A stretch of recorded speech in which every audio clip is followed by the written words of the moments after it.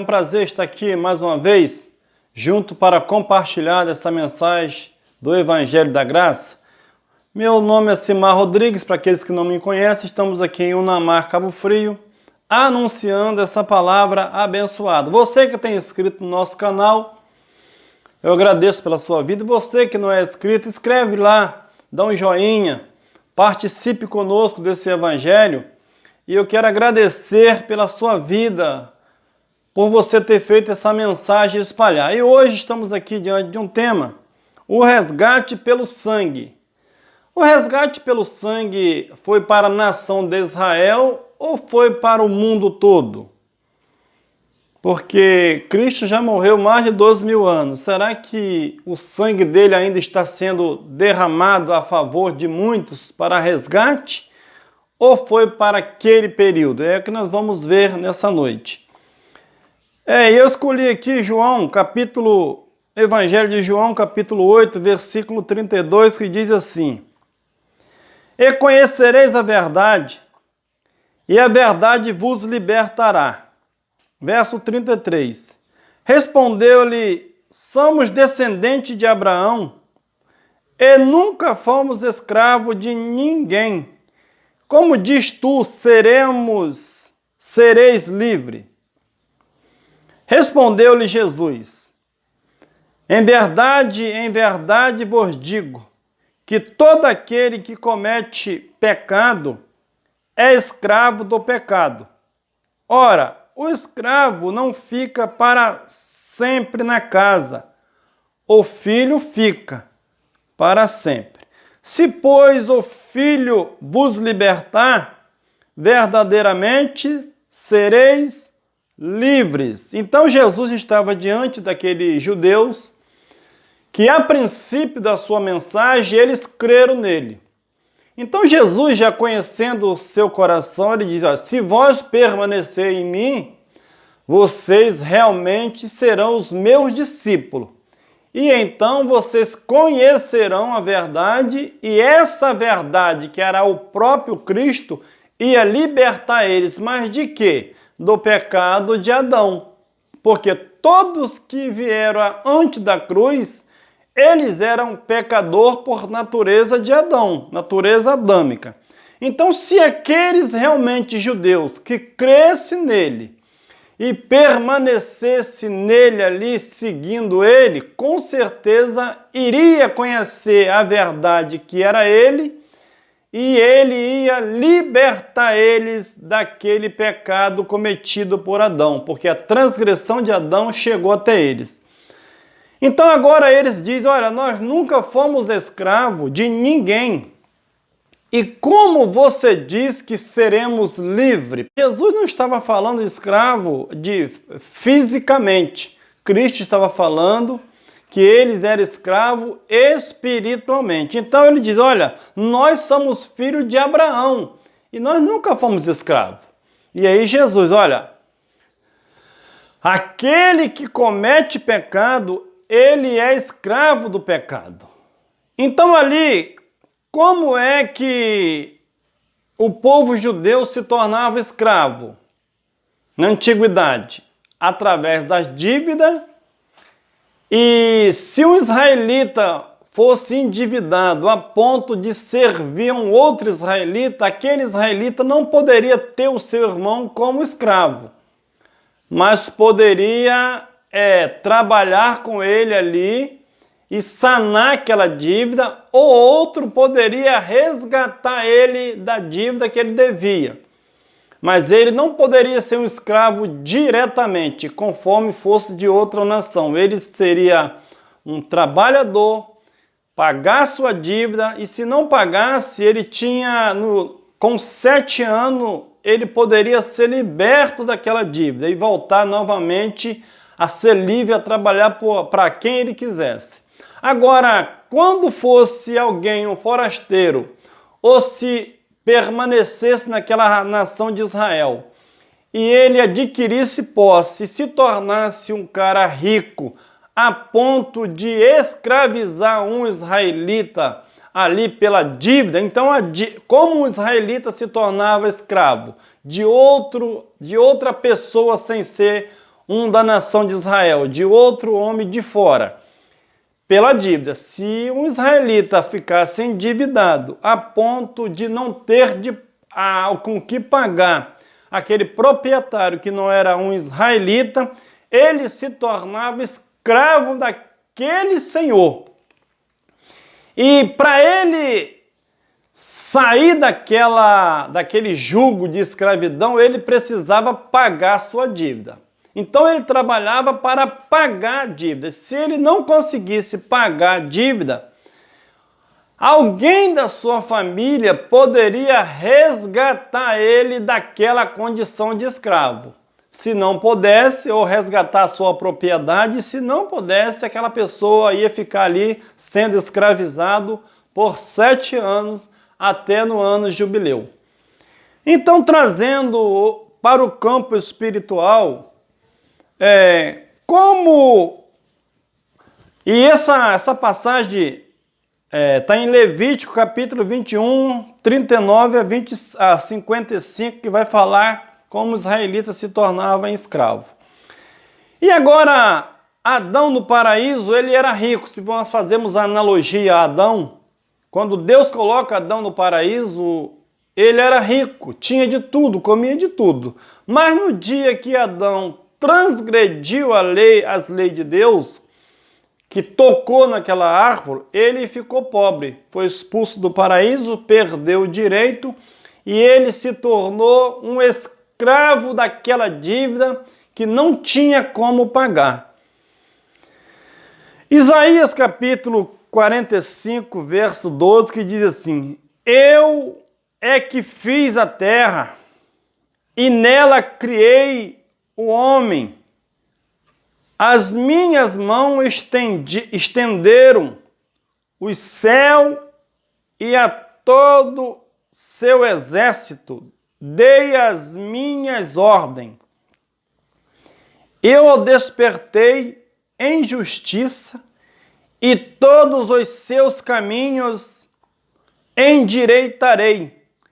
Ele edificará a minha cidade e libertará os meus cativos, não por preço, nem por presente, diz o Senhor dos Exércitos. Então agora Deus, quando Adão peca, Deus fez uma promessa que, assim como ele pecou, de uma pessoa, de uma mulher, nasceria um que resgataria novamente essa intimidade com Deus. E agora Deus está dizendo que ele fez o céu e a terra, colocou o homem ali, fez todo o seu exército, ele mesmo resgataria o seu povo sem dinheiro e nem tinha presente, porque ele mesmo resgataria o seu povo.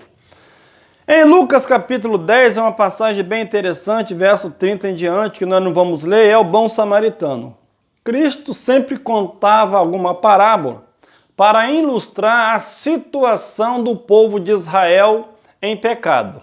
Então ali ele diz que havia um homem que veio descendo de Jerusalém e uns ladrões pegou ele, roubou ele e deixou ele quase morto.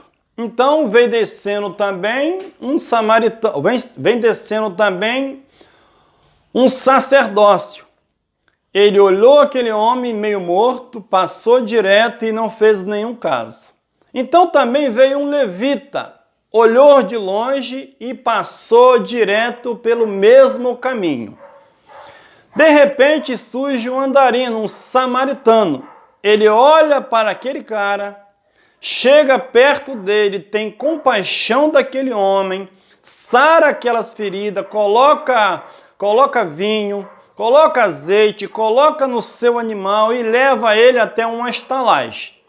E ali ele paga o seu prejuízo e ele diz: olha, coloca na minha conta o restante, porque quando eu vier, eu pagarei o resto. Agora, ilustrando o mundo como ele estava debaixo do pecado, o samaritano era o bom samaritano, que é o próprio Deus, que usou de bondade para com o homem. O levita representava a religião daquela época e sempre a religião tentou resgatar a si mesmo, mas nunca conseguiu. O sacerdote também representava a religião, que por si mesmo o homem não poderia nunca ser resgatado por Deus. Então aqueles bons samaritanos que representa Deus ali, ele curou das feridas.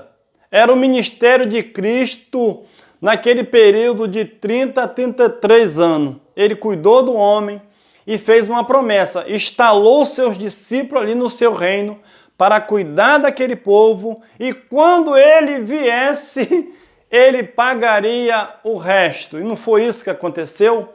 Quando Cristo veio, ele não deixou o Espírito Santo como selo da garantia. E quando ele veio, ele pagou a propriedade e resgatou para ele mesmo. Não foi o que aconteceu? Deus é o resgatador. Só de Israel, naquela época, foi. Para a nação de Israel, Deus foi o resgatador. E para as outras nações? Ele já incluiu as outras nações no plano de resgate, mas não pelo sangue, mas sim pela fé em Cristo ressuscitado. Salmos 49, verso 7, que diz assim: nenhum deles, de modo algum, pode remir a seu irmão, porque naquela época o irmão poderia remir o outro da dívida. Nem por ele dá um resgate a Deus. Então o homem poderia resgatar um seu irmão, poderia resgatar o outro da dívida ali, mas para com Deus, nenhum homem poderia resgatar para Deus. O verso 8. Pois a redenção da sua vida é caríssima, de sorte que os seus recursos não dariam. Então, o resgate do homem era um preço muito caro. Ninguém poderia ser resgatado para Deus, porque era uma morte espiritual. Nem com as suas forças, nem a lei de Moisés, nem um preço poderia resgatar um homem para Deus, porque o preço era caríssimo demais. O verso 9. Para que continuasse a viver para sempre. Olha que o texto é bem claro que aqui está falando de vida eterna, vida no Espírito. Esse resgate que o salmista estava dizendo era um resgate para a vida eterna, para sempre. E não... Vamos voltar aqui no 9. Para que continuasse a viver para sempre e não visse a cova. A cova aqui é a sepultura, mas era uma morte eterna. Nenhum homem poderia resgatar o seu irmão para a vida eterna. Sim, o verso 10. Ele virá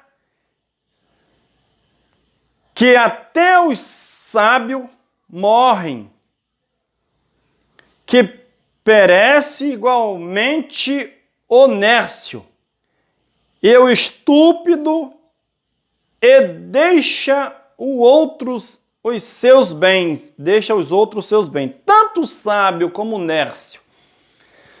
Qualquer um homem morreria e deixaria os seus bens, mas ele não poderia ser resgatado para a vida eterna. Então não é pelos méritos do homem que o homem foi resgatado. Hoje, a maioria da liderança hoje, nós entendemos que era pelo mérito humano que o homem seria resgatado. Alguns diz que o homem tem 50% em parte da salvação. Mas o salmista disse que nenhum irmão poderia resgatar o outro para a vida eterna, porque o preço seria caríssimo demais. Mas isso aí está na antiga aliança. Nós vamos ver que em Hebreus 2,14 diz assim: portanto, visto que como os filhos são participante comum de carne e sangue, também ele semelhantemente participou das mesmas coisas, para que Cristo participou de carne e sangue? Para que pela morte derrotasse aquele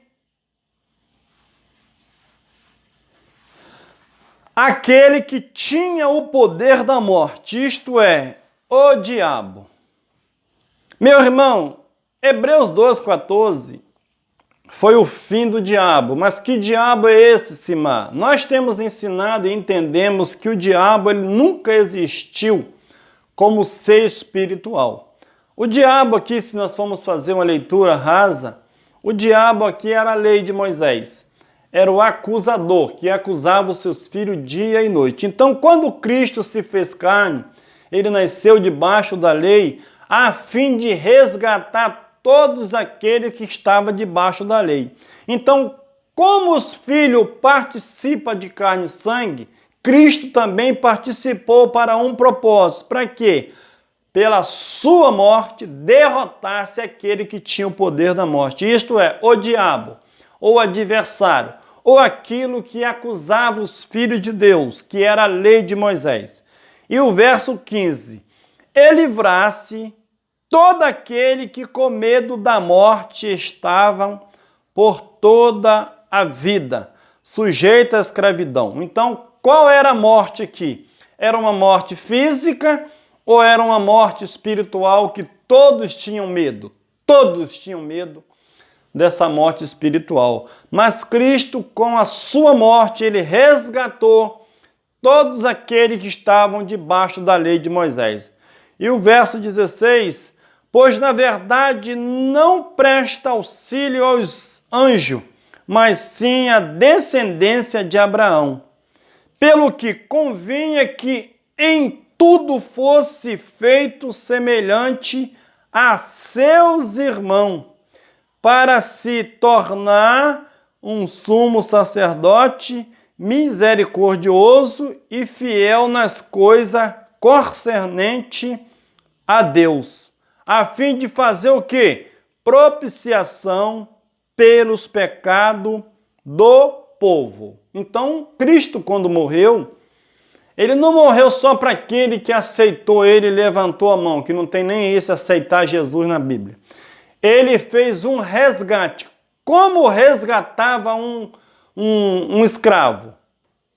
Um escravo não poderia por si mesmo se resgatar, porque ele já estava endividado, até no mundo físico poderia, mas espiritualmente não poderia.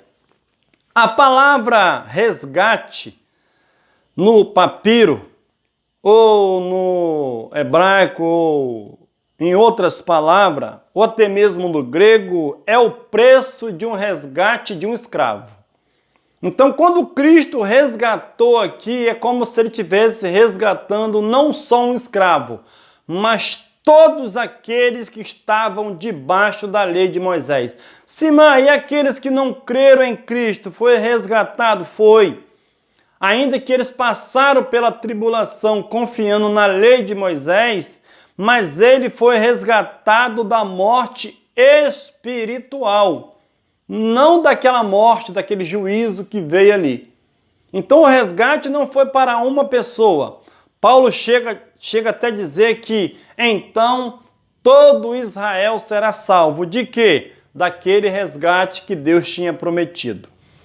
1 João capítulo 2, versículo 2, que diz assim: ele é a propiciação pelo nossos pecados, e não somente pelos nossos judeus, mas também pelo de todo mundo.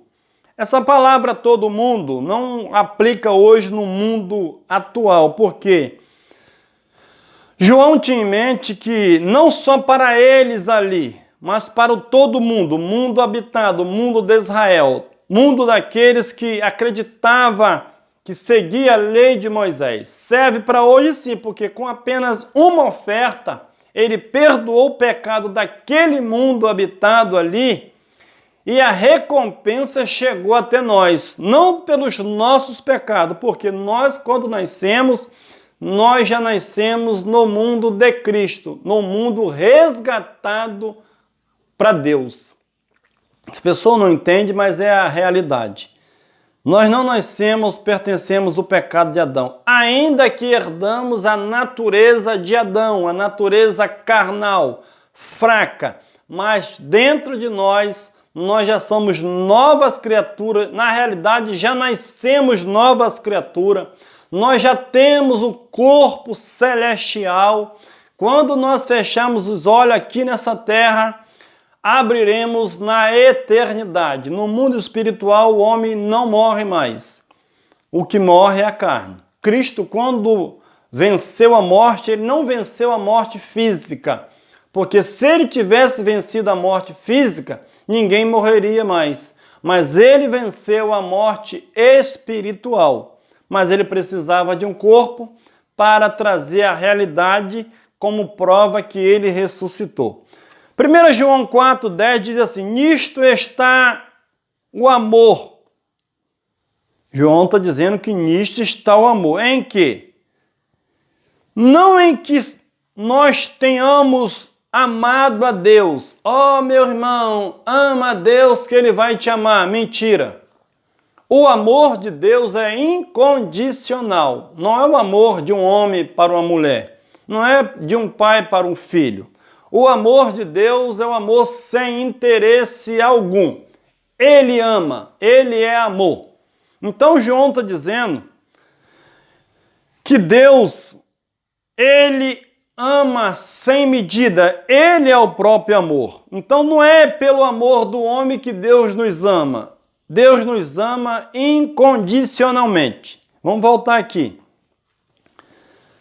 Nisto está o amor, não em que nós tenhamos amado a Deus, mas em que Ele nos amou a nós e enviou seu Filho como propiciação pelo nossos pecados, pelo pecado deles. Então, quando Deus amou a eles ali, Ele pagou um resgate por eles pelo sangue. Não porque Ele amou a eles, a Deus, porque Deus amou ele primeiro. 1 Timóteo capítulo 2, versículo 1, que diz assim: exorto, pois, antes de tudo, que se faça súplica, orações, intercessões e ações de graça por todos os homens. Então, Paulo está recomendando Timóteo que era para ele orar por todo homem, branco, preto, não tinha, sem exceção, pelos reis e por todos os que exercem autoridade, para que tenhamos uma vida tranquila e assossegada em toda piedade e honestidade. Para que Paulo estava mandando Timóteo orar por todos, ensinando eles? Porque hoje nós temos em mente, porque aqueles que não defendem a nossa fé, para nós somos o nosso inimigo. Pelo menos eu pensava assim: fulano é do mal, deixa ele para lá. Mas a visão de Paulo era de um novo mundo. Não conformeis com esse mundo, mas transformais pela renovação do vosso entendimento. Para que o quê? Para que nós aprendamos e sabemos escolher qual seja a boa, agradável e perfeita vontade de Deus. O verso 3 diz assim: pois isto é bom e agradável diante de Deus, nosso Salvador, a qual deseja que todo homem seja salvo. Salvo de quê? No espírito ou no entendimento? A oração deles era para quê? Para que eles vivessem bem e fosse salvo daquela iniquidade, daquela malvivência que os homens viviam. Seja salvo e chegue ao pleno conhecimento da verdade. Por quê? Porque Deus fez a paz na cruz. Agora, se os homens vivem em guerra, eles não foram salvos no conhecimento. Então, a preocupação de Paulo era que Timóteo avisasse esses irmãos, pregasse para eles que eles fossem, vivessem felizes e ser salvos no conhecimento daquilo que Deus tinha feito na cruz. Ele já não era mais escravo, ele já não tinha mais dívida, então era motivo deles viver alegre e contente com o raciocínio salvo. O verso 5, porque há um só Deus e um só mediador entre Deus e os homens, Cristo Jesus, homem. Jesus hoje, irmão, ele não é o nosso mediador. O que é isso, Simão? Não, porque o texto está dizendo um só homem, Cristo Jesus, homem. Quando Paulo escreveu, ele trazia o conhecimento que havia um mediador, que foi Jesus Cristo, homem. Jesus Cristo é homem hoje? Não, então hoje ele não é o mediador. Hoje ele é o próprio Deus em nós. Ele não é o mediador porque senão ele estaria mediando entre ele e ele mesmo. Então ele foi o mediador quando ele se fez homem, se fez carne. Aí ele estava mediando, fazendo essa ponte entre Deus e os homens. Mas no momento que ele vai para a cruz, ele tetelestais, ele consome ali aquela obra e volta de novo, o véu é rasgado. E depois que o Espírito Santo vem e faz morada no homem, ele já não é mediador, ele é um morador. Ele mora conosco pelo século dos séculos. E o verso 6 diz assim, a qual se deu a si mesmo em resgate por todos, para servir de testemunho a seu tempo. Então ele deu de resgate para quantos? Para alguns, para aqueles que crescem nele, ou ele deu por resgate por todos? Porque era a lei do resgate. Quando Cristo veio, o mundo estava escravizado e ele era o mediador.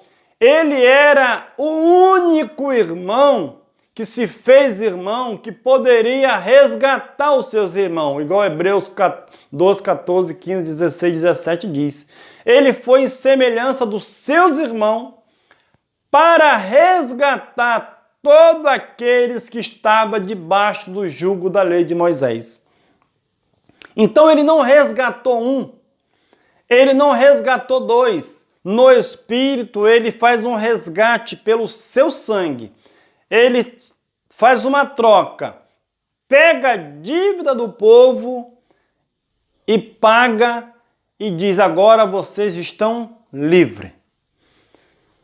Para terminar, Gálatas capítulo 4, versículo 4, que diz assim, mas vindo a plenitude dos tempos, mais uma prova que Deus resgatou eles. Deus enviou seu Filho, nascido de mulher, nascido debaixo da lei, para resgatar o que estava debaixo da lei, a fim de recebermos a adoção de filhos. Quem recebeu a adoção de filhos? Eles. Cristo veio, nasceu de mulher, nasceu sobre a lei, para resgatar o que estava debaixo da lei. Mas quem Cristo resgatou? O texto é bem claro. Ele resgatou todos aqueles que estavam debaixo da lei. Mas tinha algum que não estava debaixo da lei. Mas quem não estava debaixo da lei não era judeu. Mas todos os judeus que estavam debaixo da lei, Deus fez um resgate por ele. Que resgate foi esse? Foi fisicamente ou espiritualmente? A morte de Cristo foi um resgate espiritual. Da maldição de Adão para a vida em Cristo. Então, o resgate foi no mundo espiritual. Agora a mensagem precisava salvar a mente deles também. Muitos judeus não foram salvos na mente. Eles eram zelosos por Deus, mas não tinham o conhecimento do resgate que aconteceu na cruz. Simai hoje, meus irmãos, nós estamos... geralmente nós estamos falando aqui, nós não somos israelitas. Espiritual sim, pertencemos a uma classe só. Deus fez de dois povos apenas um em espírito. Nós somos gentios, Filhos por adoção, não. Nós já nascemos no reino. Eu sempre procuro ilustrar, porque quando você, um exemplo, se você compra uma fazenda e ali você nessa compra, você compra a fazenda e compra 20 cabeças de gado. Você, com um ano, essas 20 cabeças de gado, se for 19 vacas e um boi, ela vai gerar aproximadamente 19 mais novos cria. Então essa fazenda ela vai gerar dentro de um ano, se você comprou 20 com 19, 39, com um boi 40. Então, quando Deus resgatou a nação de Israel pelo seu sangue, ele comprou. E nessa compra tinha uma promessa. Ali Deus estabeleceu o seu reino. No ano 70 a casa caiu, Jerusalém foi destruída, o seu reino foi implantado. Dali para cá, todos que nasceram nesse mundo depois da cruz já nasceram já dentro dessa compra que foi resgatada pelo sangue. Simai, o que eu faço? Você já nasceu dentro da propriedade, dentro do reino de Deus. Agora você precisa ser salvo na mente e passar a reinar em vida e usufruir das bênçãos que ele tem para você. Quando que você foi salvo, Simar? Meu irmão, eu não nasci entendendo a graça e nem o evangelho. Eu vivi mais ou menos mais de 20 anos ou 30 anos sem conhecimento. Eu era uma pessoa normal. Então, quando que eu se salvei? Quando eu levantei a mão, não. Eu já era salvo em Cristo. Nasci dentro do reino, mas com entendimento turbado, porque me passaram para mim a religiosidade, nunca me ensinaram. Sempre me disseram que eu era um pecador, eu fazia parte do pecado de Adão. Então, sempre crescemos nessa ignorância espiritual. Mas hoje, nós fomos salvos não no espírito, porque não tem como um homem resgatar o espírito. É Deus que pagou o resgate e hoje nós somos propriedade dele, dizendo que o reino ainda vai vir, jogando todas as promessas de Cristo e tudo aquilo que foi implantado no primeiro século, jogando para um futuro incerto. As pessoas morrem e não conhecem realmente o reino que foi estabelecido. Reina, meu irmão. Você precisa entender que o reino já foi implantado e você, filho, e precisa reinar, tomar posse da herança que Deus te proporcionou. Um abraço, inscreva no nosso canal, dá um joinha, faça divulgar esse vídeo. Valeu!